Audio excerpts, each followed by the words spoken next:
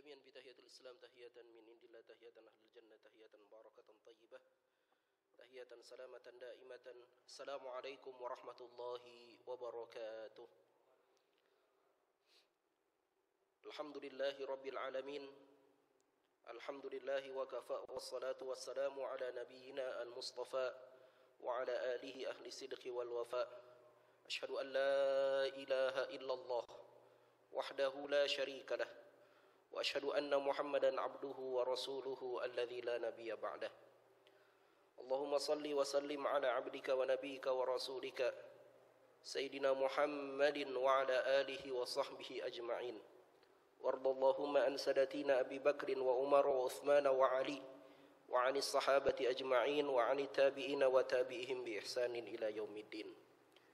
رب اشرح لي صدري ويسر لي أمري واحلل عقدة من لساني يفقهوا قولي. اللهم آت نفوسنا تقواها وزكيها إنك خير من زكاها مولاها. اللهم انفعنا بما علمتنا وعلمنا ما ينفعنا وزدنا علما. ربنا زدنا علما warzuqna fahma. Ikhwani al-ahibba, saudara-saudaraku yang saya cintai karena Allah, kita bersyukur pada Allah Subhanahu wa taala. Dialah Allah Subhanahu wa taala yang telah memilih kita malam hari ini hadir di majlis yang paling mulia. Majlis di mana kita mempelajari firman Allah Subhanahu wa taala. Kita akan membaca beberapa ayat Al-Qur'an dan mentadaburi ayat-ayat tersebut, dan kemudian kita akan kaji tafsirnya berdasarkan kitab Tafsir Al-Qur'anul Azim karya Al-Imam Ibnu Katsir Ad-Dimashqi rahimahullahu taala.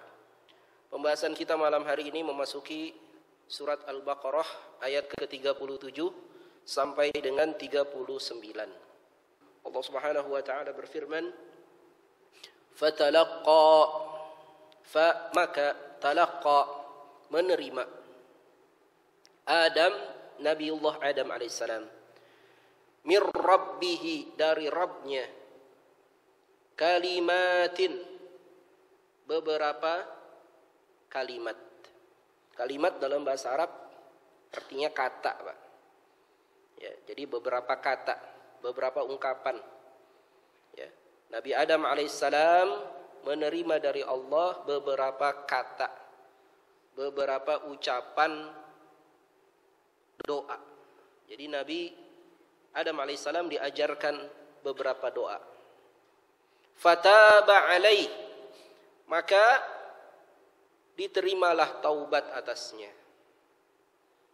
Innahu, sesungguhnya dia Allah, huwa, dialah Allah, at-tawwab, yang maha penerima taubat, ar-rahim, yang maha penyayang.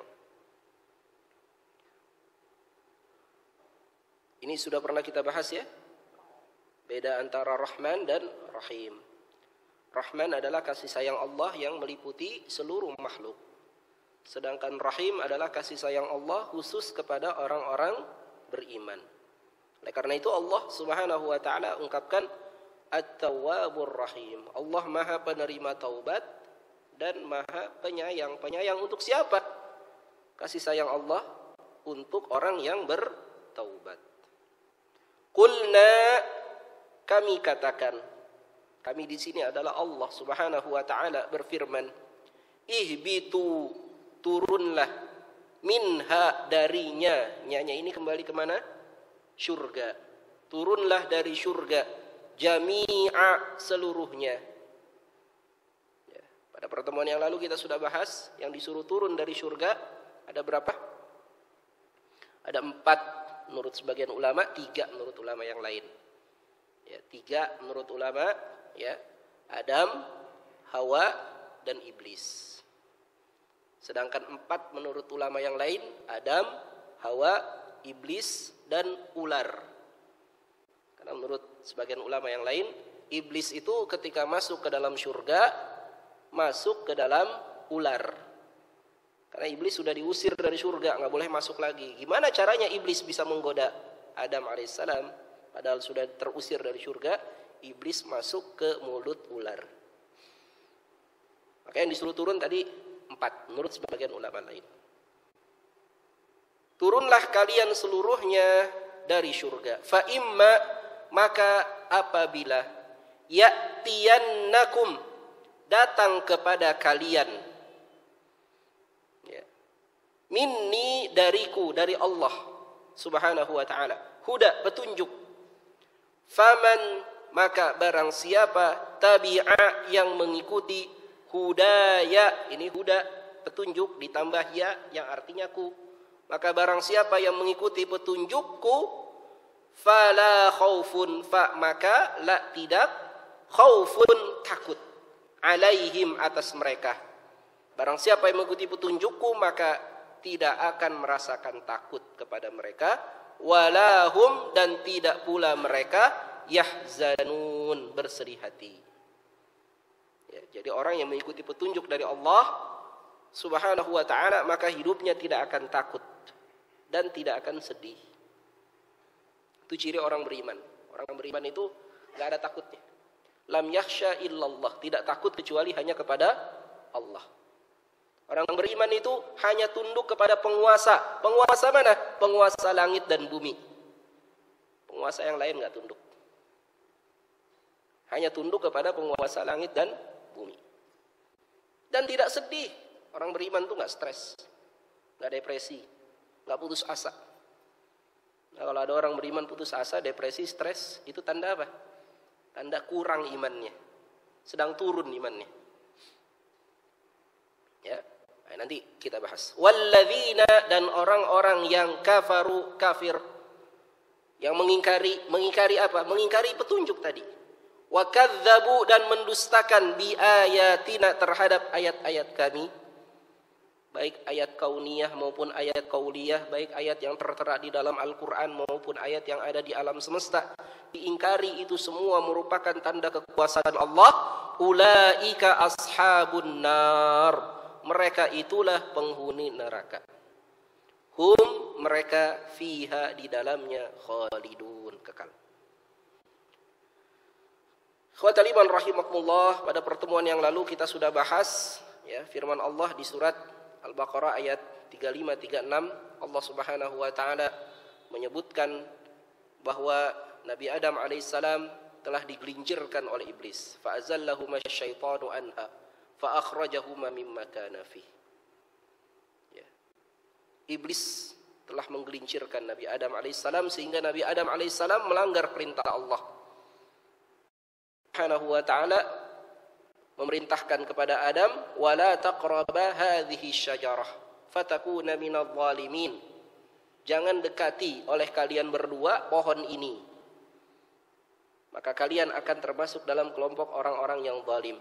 Akan tetapi ternyata Adam dan Hawa malah mendekati pohon itu, tergoda oleh iblis. Dan demikianlah memang dalam kehidupan ini pasti akan ada ujian, akan ada cobaan. Ya. Sejak manusia diciptakan oleh Allah subhanahu wa ta'ala, manusia telah ditakdirkan mendapatkan ujian. Ya, jadi jangan takut dengan ujian. Karena ujian ini itu adalah keniscayaan dalam hidup. Diuji. Ya. Maka sesudah Nabi Adam alaihissalam diuji dan ternyata gagal dalam ujian tersebut, tergelincir Nabi Adam alaihissalam, maka Nabi Adam alaihissalam kemudian bertaubat kepada Allah. Fatalaqqa Adamu min rabbih kalimatin fataba alaih. Allah subhanahu wa ta'ala mengajarkan beberapa kalimat agar Nabi Adam bertaubat, dan Nabi Adam kemudian bertaubat. Apa yang dimaksud dengan taubat? Taubat itu maksudnya adalah mengakui kesalahan, rujuk dari kesalahannya, sadar bahwa dia itu salah gitu. Al-i'tiraf bidzanbi, mengakui kekeliruannya. Kalau dalam bahasa Indonesia insyaf gitu. Insaf itu ngaku salah gitu. Maka inilah perbedaan antara Adam dan iblis. Ya, pada pertemuan yang lalu sudah kami jelaskan sedikit itu. Ini perbedaan antara Nabiullah Adam dengan iblis. Nabi Adam dan iblis sama-sama melakukan kesalahan. Iblis juga melakukan kesalahan, nggak mau tunduk dengan perintah Allah. Nabi Adam juga melakukan kesalahan, tapi apa bedanya?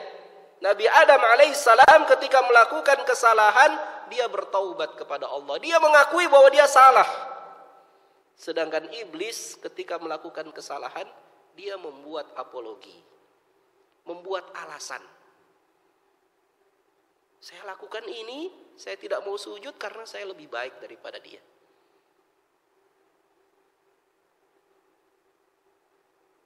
Karena iblis membuat alasan inilah, maka kemudian Allah Subhanahu wa taala melaknat iblis. Oleh karena itu ikhwatal iman rahimakumullah, janganlah kita sekali-kali mengikuti iblis, mengikuti syaitan.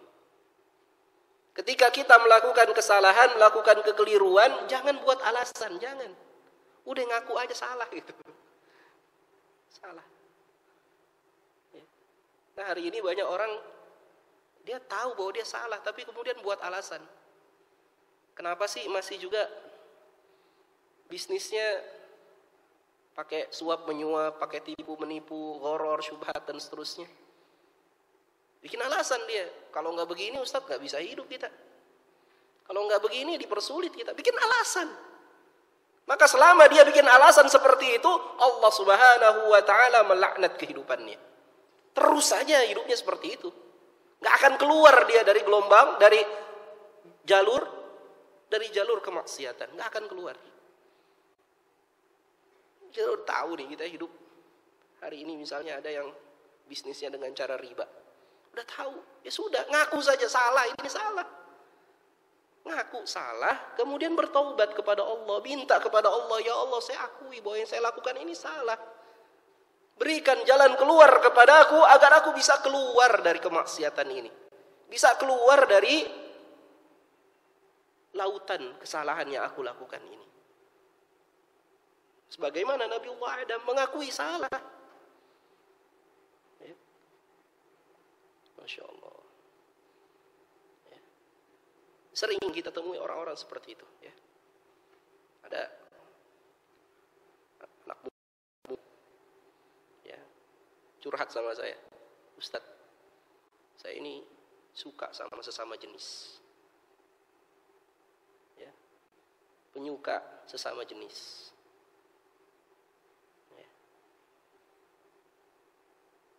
Tapi dia bilang, saya ini begini karena memang sudah ditakdirkan oleh Allah. Lihat, dia bikin alasan gitu. Bikin alasan, ini memang udah takdirnya saya begini. Memang sudah nature-nya seperti ini, sudah dilahirkan seperti ini. Ini bikin alasan ini. Harusnya sudah, akui saja bahwa ini salah. Ini keliru. Dan bertaubat kepada Allah. Minta sama Allah, ya Allah, keluarkan aku dari kondisi seperti ini. Ya kan? Jadi ini yang membedakan antara Nabiullah Adam alaihissalam dengan iblis. Nabi Adam alaihissalam ketika melakukan kesalahan dia bertaubat, dia mengakui kesalahannya dan kemudian dia tidak mengulangi lagi kesalahan itu. Dan ini perbedaan antara para nabi dengan manusia biasa. Para nabi itu pernah melakukan kesalahan, pernah. Tapi kesalahan yang mereka lakukan hanya sekali dan mereka tidak ulangi lagi. Kecuali Nabi kita Muhammad sallallahu alaihi wasallam. Nabi kita Muhammad sallallahu alaihi wasallam disebutkan oleh para ulama, beliau adalah maksum. Tidak pernah melakukan dosa, tidak pernah melakukan kesalahan sekecil apapun, enggak pernah. Sedangkan nabi-nabi yang lain pernah melakukan kesalahan. Lihat, Nabi Adam alaihissalam pernah melakukan kesalahan. Nabi Musa alaihissalam pernah mukul orang sampai mati. Ya, Nabi Ibrahim pernah berdusta di hadapan penguasa. Pernah melakukan kesalahan.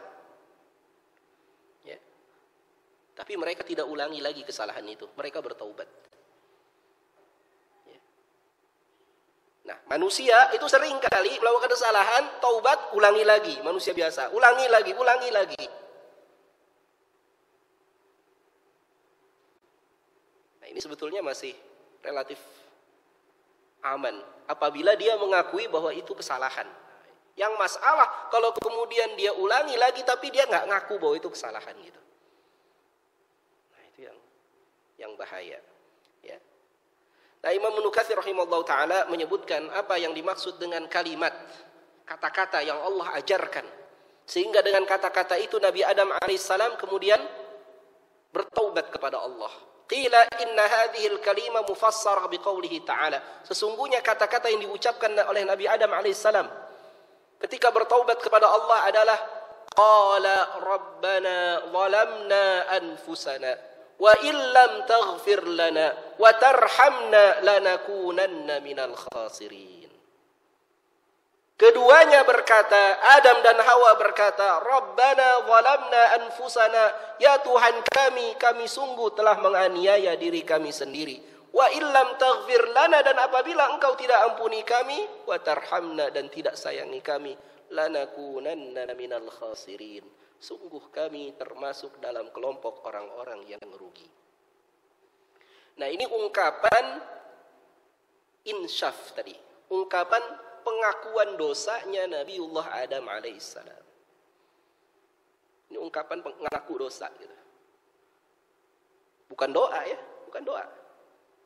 Coba, kalau doa kan artinya permintaan. Coba lihat, kalimat ini ada nggak permintaan? Nggak ada minta. Ngaku dosa. Dan ngaku dosa itu sudah cukup bagi Allah untuk Allah Subhanahu wa taala mengampuni dosanya Nabi Adam. Cukup. Ketika seseorang itu ngaku dosa, ya Allah saya salah. Tidak sampailah kemudian kita mengucapkan, ya Allah ampuni kami. Tidak harus sampai seperti itu. Kita ngaku saja, ya Allah kami telah salah ya Allah. Itu sudah cukup alasan bagi Allah Subhanahu wa taala untuk mengampuni Adam alaihissalam dan keturunannya. Ya. Makanya ini yang paling penting, Pak. Yang paling penting adalah kita ngaku dulu, ngaku salah. Jangan bikin alasan-alasan apa-apa. Ya. Celakanya kadang-kadang ada orang sengaja nggak datang ke majelis ilmu supaya apa? Supaya nggak tahu kesalahannya. Ini lebih bahaya lagi. Diajak ngaji, ya, nggak mau ngaji. Kenapa? Ntar kalau ngaji tahu saya salah gitu. Ini lebih bahaya lagi. Padahal kunci bertobat pertama tahu salah, tahu ngaku salah gitu. Masya Allah. Dalam riwayat yang lain dikeluarkan atau diriwayatkan oleh Abdullah bin Abbas radhiyallahu anhuma, beliau berkata, "Fatalaqa Adamu min rabbih kalimat." Maka Allah Subhanahu wa taala memberikan kepada Adam ya beberapa kalimat. Yang Adam kemudian menggunakan kalimat itu. Qala, apa yang dimaksud dari ayat tersebut? Qala Adam pernah berkata alaihi salam, "Ya Rabbi, wahai Tuhanku, alam takhluquni biyadik? Bukankah engkau yang telah menciptakan aku dengan tanganmu?" Qila lahu, maka difirmankan kepadanya, "Bala, ya tentu saja. Kau telah diciptakan dengan tanganku," kata Allah. "Wa nafakhta fiyya min ruhik? Bukankah engkau yang telah meniupkan ke dalam tubuhku ruhmu?" Qila lahu bala, firmankan kepadanya, iya, telah ditiupkan ruhku kepadamu. Wa atastu fakulta yarhamukallah. Bukankah engkau pula yang mengajarkan kepadaku apabila aku bersin, maka engkau mengajarkan kepadaku hendaknya mengucapkan yarhamukallah. Ya, jadi kita kalau bersin ucapkan alhamdulillah, kemudian diajarkan oleh Allah, orang yang mendengarkan seseorang yang bersin hendaknya dia mengucapkan yarhamukallah, semoga Allah merahmatimu.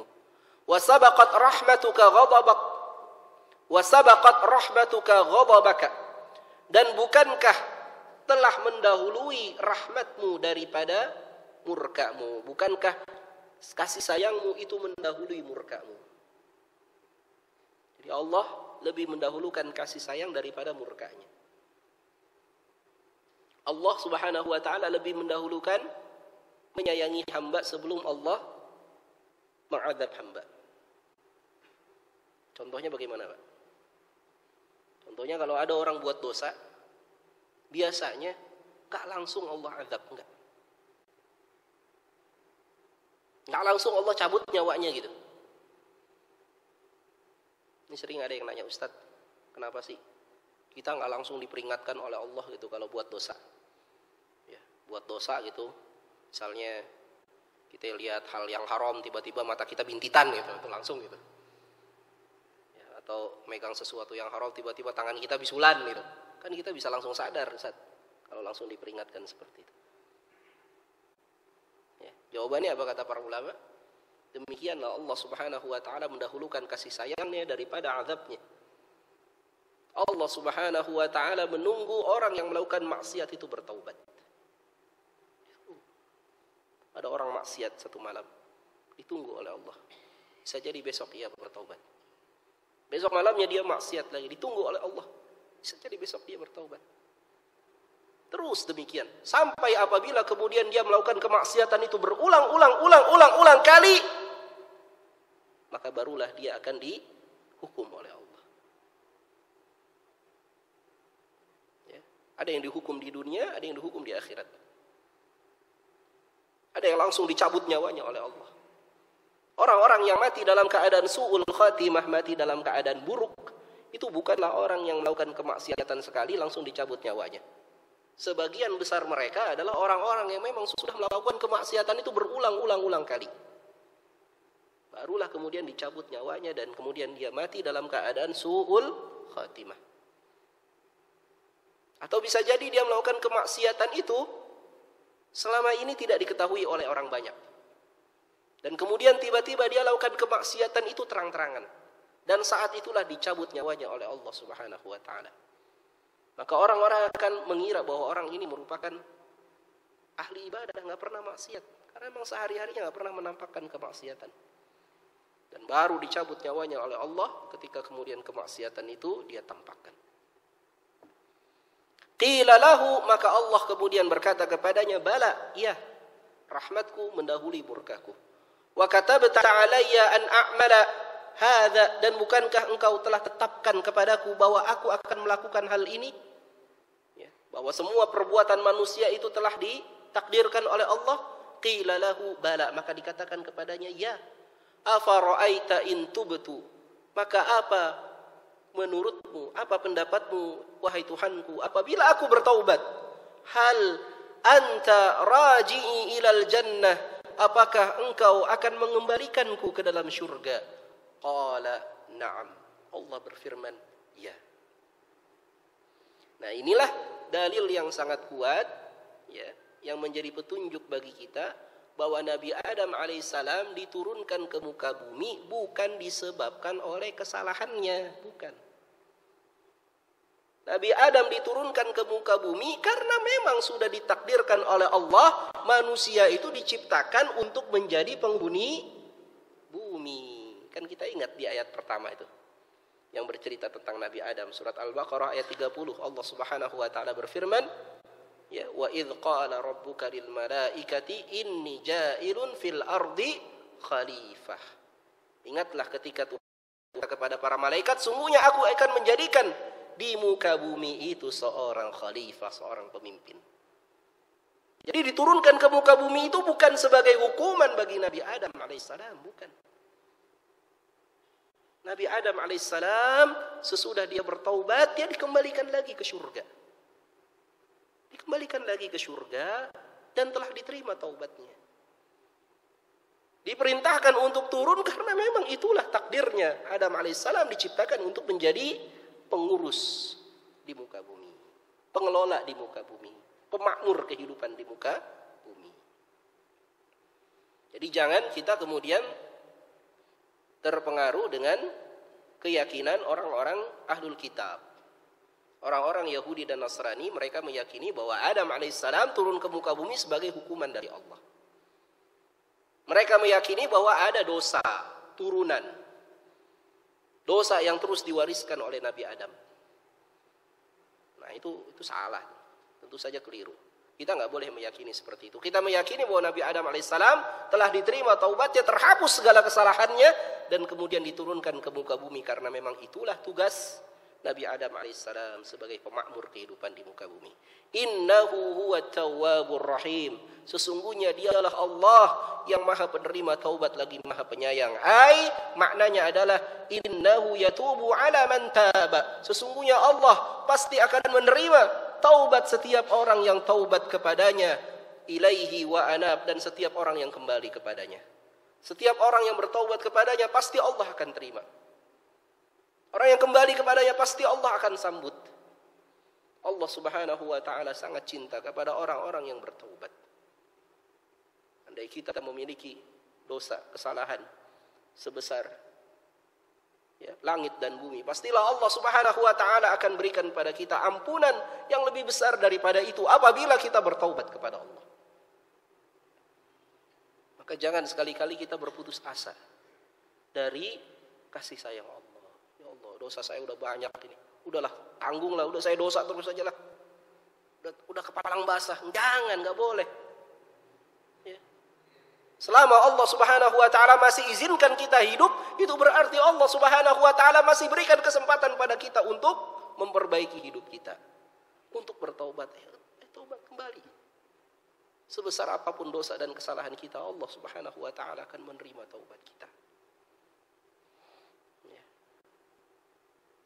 Dan Allah Subhanahu wa taala sangat cinta kepada orang-orang yang bertaubat. Innallaha yuhibbut tawwabin wa yuhibbul mutatahhirin. Sesungguhnya Allah mencintai orang yang bertaubat dan mencintai orang-orang yang membersihkan dirinya. Nah, kalau ada orang bilang kepada kita, aku cinta padamu, Masya Allah, pasti kita suka sekali mendengar kalimat itu. Istri kita menyatakan, Mas, aku cinta padamu. Anak kita mengatakan, Pak, aku cinta kepadamu. Pasti kita suka mendengar kata-kata seperti itu. Bayangkan Allah Subhanahu wa taala berfirman kepada kita, aku cinta kepada orang-orang yang bertaubat kepadaku. Subhanallah. Tidakkah kita ingin menjadi orang-orang yang dicintai oleh Allah? Maka bertaubatlah kita, kembalilah kita kepada Allah. Ya. Dan banyak sekali ayat-ayat yang menjelaskan mengenai Allah Subhanahu wa taala menerima taubat setiap hamba. Alam ya'lamu anna Allah huwa yaqbalu taubata an ibadihi. Tidakkah mereka mengetahui bahwasanya Allah Subhanahu wa taala pasti akan menerima taubat dari hamba-hambanya.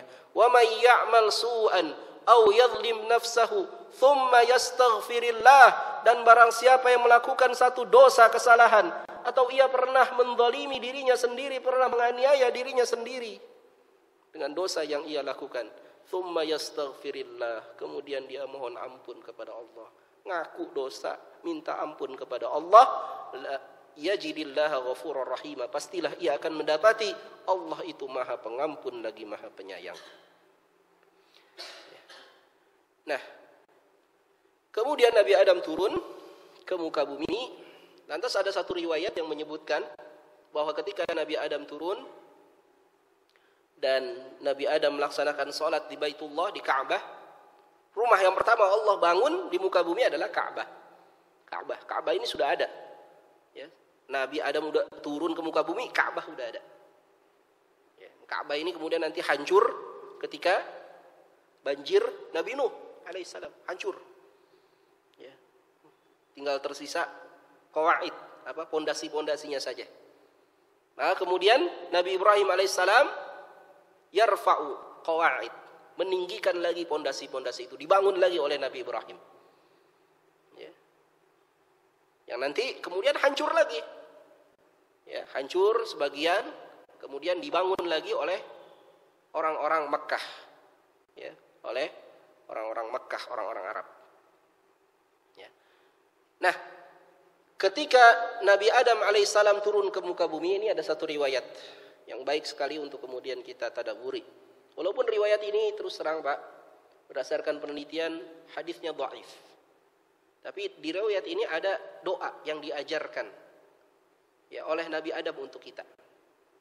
Mengamalkan doa yang berasal dari hadis yang dhaif, ini menurut sebagian para ulama diperbolehkan. Asal kita tidak memastikan bahwa ini berasal dari Nabi SAW. Tapi jelas doa ini jauh lebih baik daripada doa karangan kita sendiri. Kita kalau doa ngarang sendiri boleh atau tidak? Boleh. Kita doa pada Allah, ya Allah saya minta rumah 500 meter misalnya. Minta uang 1 miliar, boleh atau? Boleh. Doa ngarang sendiri, ucapan kita boleh. Saya minta yang belum punya istri, minta istri umur sekian-sekian misalnya. Boleh saja. Tapi doa karangan sendiri tentu saja tidak lebih baik daripada doa yang ada riwayatnya meskipun riwayatnya itu dhaif. Nah, ini hadis ini riwayatnya dhaif karena ada satu periwayat yang lemah hafalannya. Disebutkan dari Abi Buraidah wa huwa Sulaiman an abihi, dari Nabi sallallahu alaihi wasallam, beliau bersabda, "Lamma ahbatallahu Adam," ketika Allah Subhanahu wa taala menurunkan Adam ke muka bumi, tafa bil baiti sab'an, maka alaihissalam kemudian tawaf di sekitar Ka'bah sebanyak 7 kali. Wa shalla khalfal maqam rak'atain, dan beliau salat di belakang makam. Makam Ibrahim tentu saja belum ada ketika itu, tapi Nabi menunjuk tempatnya ini di sini. Ya. Di belakang makam beliau salat 2 kali. Thumma qala, kemudian Nabi Adam berdoa. Kita baca sama-sama, Pak. Allahumma innaka ta'lamu sirri wa alaniyati faqbal ma'dhirati. Kita ulang. Faqbal ma'dhirati wa ta'lamu hajati fa'tini su'li wa ta'lamu ma indi faghfir dhunubi as'aluka imanan yubashiru qalbi wa yaqinan sadiqan hatta a'lama annahu lan yusibani illa ma katabta li. Nah, ini doanya Nabi Adam ketika turun ke muka bumi. Qala, maka periwayat hadis ini menyatakan, maka Nabi SAW bersabda, fa'auhallahu ilaih, maka Allah kemudian memberikan wahyu kepadanya, memberikan wahyu kepada Nabi Adam. Innaka qad da'autani bidu'ain astajibu laka fihi wa liman yad'uni bi.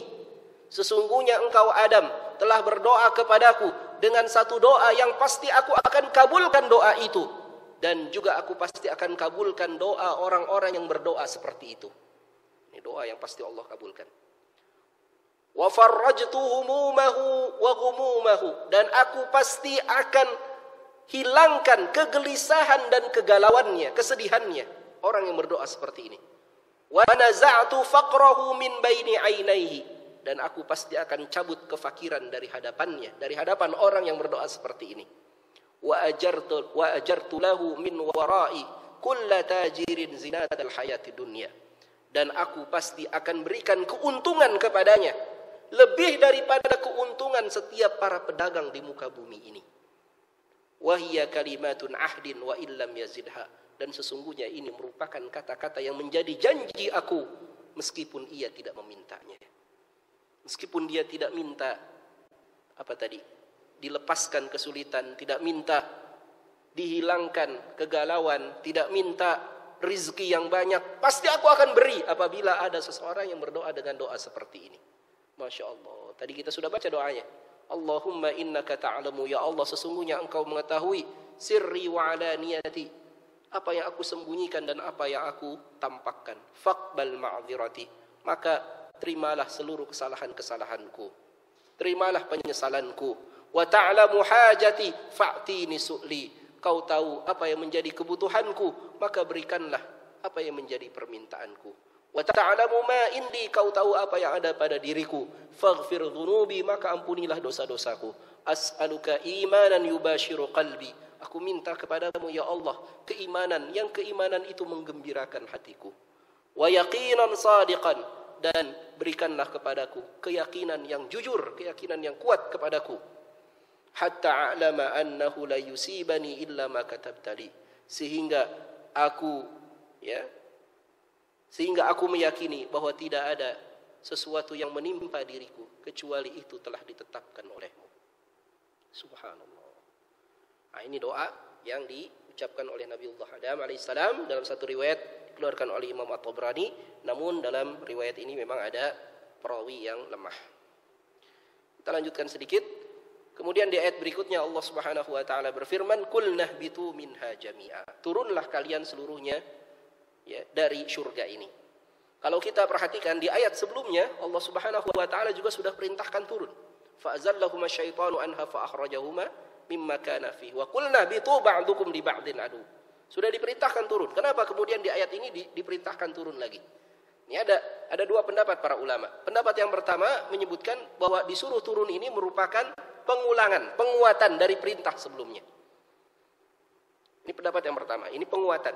Ada lagi pendapat yang kedua, disuruh turun ini perintah turun yang pertama adalah perintah turun dari surga ke langit dunia. Dari surga ke langit dunia. Kemudian ketika disuruh turun untuk kedua kali, itu disuruh turun dari langit dunia ke permukaan bumi. Itu menurut pendapat yang kedua. Nah, Imam Ibnu Katsir rahimahullah ta'ala menguatkan pendapat yang pertama. Kata Imam Ibnu Katsir, nampaknya yang paling tepat adalah pendapat yang pertama, bahwa diulang dua kali ini sebagai penguatan. Ya, wallahu a'lam.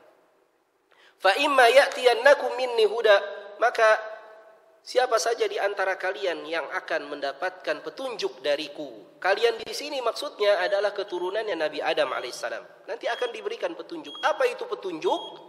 Petunjuk yang dimaksud adalah al-anbiya war-rusul wal bayan. Allah Subhanahu wa taala menjanjikan akan diutusnya para nabi, para rasul, dan akan diturunkannya wahyu, diturunkannya kitab-kitab. Ya. Ada lagi yang berpendapat yang dimaksud huda di sini adalah al-hadiyu Muhammadun sallallahu alaihi wasallam, petunjuk yang dibawa oleh Nabi Muhammad sallallahu alaihi wasallam. Ada lagi yang berpendapat yang dimaksud huda di sini adalah Al-Qur'an. Ya, petunjuk di sini maksudnya Al-Qur'an. Ya. Pendapat ini semua kata Imam Ibnu Katsir adalah benar. Namun pendapat yang pertama ini adalah pendapat yang lebih umum. Ya, kata Imam Ibnu Katsir. Ya, bahwa petunjuk yang dimaksud adalah seluruh nabi, seluruh rasul, ya, seluruh keterangan, kitab-kitab nanti akan diturunkan kepada manusia. Ya. Sebagai bentuk apa? Kasih sayang Allah kepada manusia. Allah ingin manusia ini merasakan kebahagiaan hidupnya di dunia maupun di akhirat. Oleh karena itu diturunkanlah para rasul, para nabi, kitab-kitab agar manusia bisa meraih kebahagiaan itu, tidak ditinggalkan sendiri. Bayangkan Pak, kalau kita dilepas di hutan belantara tanpa kompas, tanpa peta, tanpa makanan, apa jadinya hidup kita? Ya, kita belum tahu lagi tempat itu. Allah Subhanahu wa taala sayang kepada kita. Diberikan kepadanya bekal hidup, diberikan kepada kita petunjuk hidup agar kita bisa meraih kebahagiaan dalam hidup kita di dunia ini dan kehidupan kita di akhirat kelak.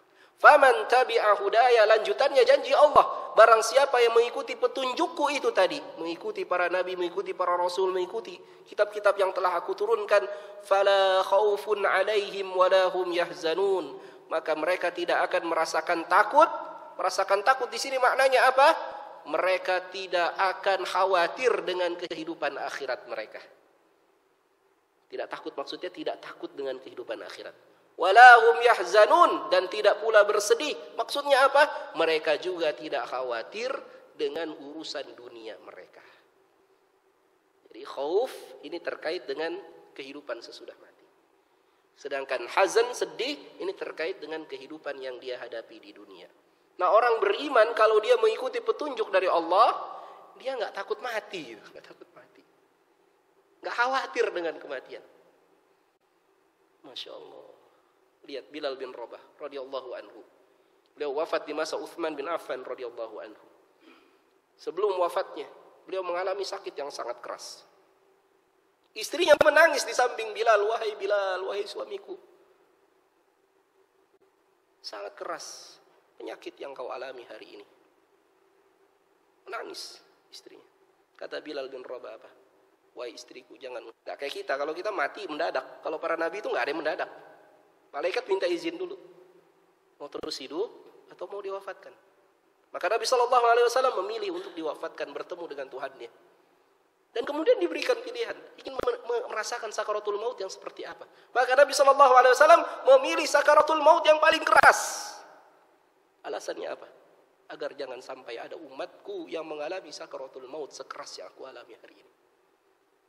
Karena Nabi SAW mengalami demam yang sangat tinggi. Sampai-sampai orang terakhir Nabi SAW bangun pingsan. Sampai kemudian Fatimah menangis. Ya, melihat kondisi Nabi. Nabi kemudian memanggil Fatimah. Nabi berbisik kepada Fatimah. Yang sesudah Rasulullah wafat, barulah kemudian Fatimah menceritakan apa bisikan Nabi. Aisyah bertanya kepada Fatimah, "Wahai Fatimah, apa yang dibisikkan oleh Nabi ketika akan wafat?" Kata Fatimah, "Ketika itu aku menangis. Dan kemudian ayahandaku berkata, 'Wahai Fatimah, jangan engkau menangis, karena besok ayahmu tidak akan merasakan lagi penderitaan seperti ini.'" Maka Fatimah makin menangis. Dan kemudian Rasulullah melanjutkan ucapannya, "Wahai Fatimah, ketahuilah, sesudah aku wafat, maka anggota keluargaku yang paling dekat yang akan menyusulku adalah engkau." Maka Fatimah kemudian tersenyum. Subhanallah. Lihat itu, orang beriman gak takut dengan kematian. Orang beriman tahu apabila ia wafat, ia akan dikumpulkan ma'alladzina an'amta 'alaihim minan nabiyyin was-siddiqin wasyuhada was-salihin wa hasuna ulaika rafiqa. Apabila ia diwafatkan, maka dia akan urusan dunia enggak sedih. Biasa aja lah urusan dunia ini. Balasan di hari akhir. Ya. Nah, makanya Allah Subhanahu wa taala berfirman, ya, "Wa man a'rada an dzikri fa inna lahu ma'isyatan dhanka wa nahsyuruhu yaumal qiyamati a'ma." Orang-orang yang berpaling dari peringatanku, dari Al-Qur'an, maka baginya adalah kehidupan yang sempit. Dan bagi mereka di hari kiamat, mereka akan dibangkitkan dalam keadaan buta. Nah, itu. Jadi orang yang jauh dari petunjuk Allah, jauh dari Al-Quran, sempit hidupnya. Ya, tidak akan merasa bahagia hidupnya. Rumahnya luas, tapi tetap saja hatinya sempit. Ya, hartanya banyak, tapi tidak bisa membahagiakan hidupnya. Ini yang banyak terjadi. Walladzina kafaru wa kadzdzabu biayatina ulaika ashabun nar hum fiha khalidun. Nabi sallallahu alaihi wasallam menjelaskan mengenai makna ayat ini, penghuni neraka yang kekal di dalamnya adalah penghuni neraka yang telah ditetapkan menjadi penghuni kekal di neraka. Maksudnya orang-orang yang memang kafir asli. Ya, maka mereka tidak akan pernah mati di dalam neraka. Mereka akan terus hidup di neraka. Setiap kali mereka disiksa, mereka tidak mati, mereka merasakan terus siksaan itu. Kullama nadijat juluduhum baddalnahum juludan ghairaha liyadhuqul 'adzab. Kalau mereka dibakar, kulit mereka terkelupas, diganti lagi kulitnya terus supaya mereka terus merasakan 'adzab. Sedangkan orang-orang beriman yang memiliki dosa dimasukkan ke dalam neraka, maka mereka nanti akan mati di neraka. Mereka tidak merasakan 'adzab secara terus-menerus. Mereka kemudian setelah mati di neraka itu akan dihidupkan lagi oleh Allah Subhanahu wa taala dan dimasukkan ke dalam surga. Mereka lah yang memperoleh syafaat, memperoleh pertolongan dari Allah Subhanahu wa taala.